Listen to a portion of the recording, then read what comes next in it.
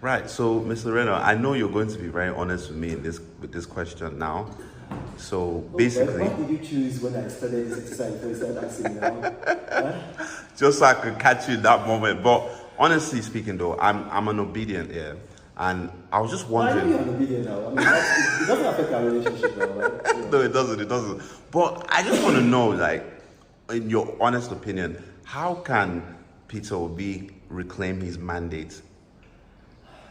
That's the thing, I think that a lot of people, especially in the southeast of Nigeria, there's a lot of people who are very emotional. And with politics, if you can't win in politics with your emotions. See, politics is a logical game. You've got to be strategic.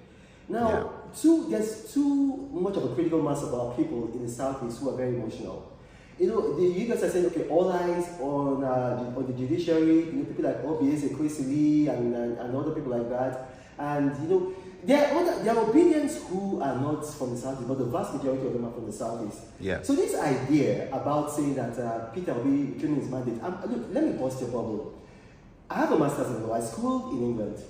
If you take the petition that Peter Obi gave at the Presidential Election Petition Court, it's a public document. You can actually read it. Peter Obi himself is not claiming that he won the election. Go and read the petition. I've read it cover to cover. I've read it cover to cover. So if you are saying how can he reclaim his mandate, the man himself, who you are placing all your hopes on, is not saying that he won the election. What he's saying in the petition is that they should cancel the last election that held on February 25, 2023 and hold another election. And then the foolish thing about this petition is that it's asking for a rerun. If you check the Electoral Act, a rerun can only be held between the first and the second runner-up. Yeah. So, the man's petition is completely worthless.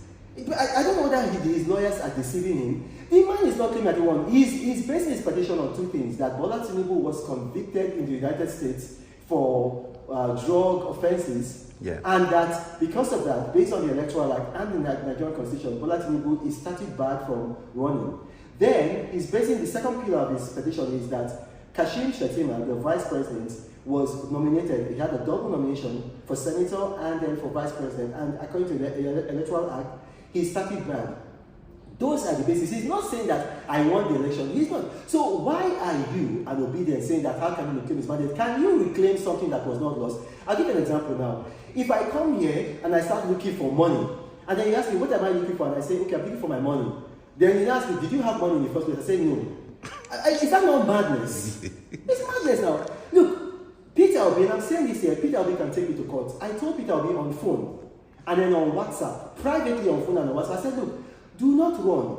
In 2019, myself and acting under the instruction of former President Jonathan, because Waziri Atiku Abubakar sent me an email, which I still have.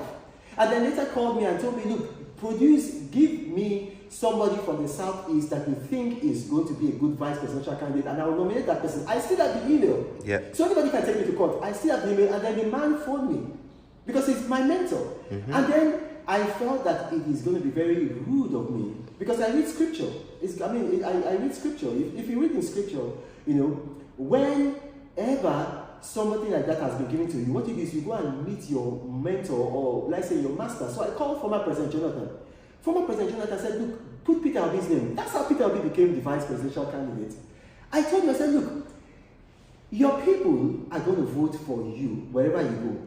Yeah. But your people are not likely to vote for APC. Your people are likely to vote for PDP. That's the Igbos. Then other people, tangentially to the Igbos, like in Benue, Nasarawa, the Federal Capital Territory, they are going to align with the Igbos.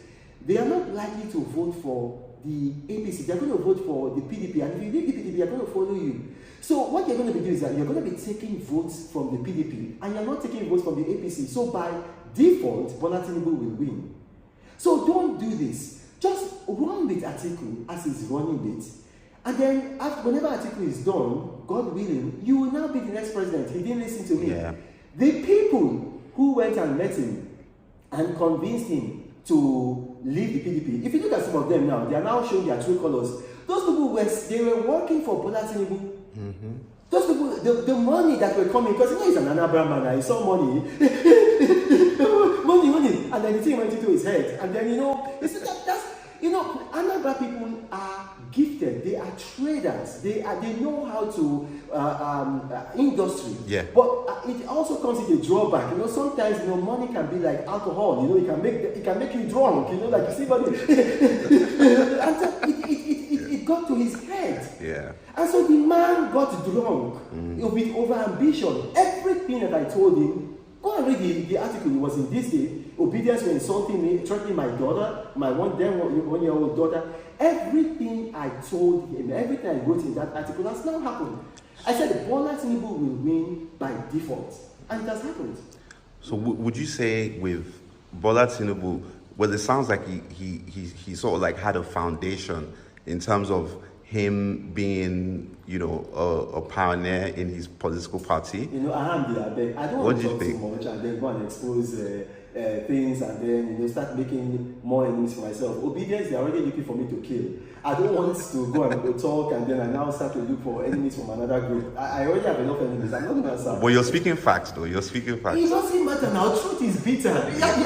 Have you ever seen somebody that a fat woman will come and meet you and say, "Am I fat?" And they tell her, "Yes, you are fat," and she'll be happy. The truth is bitter. The truth hurts. Please end this video. I don't want this. All right, thank you for this.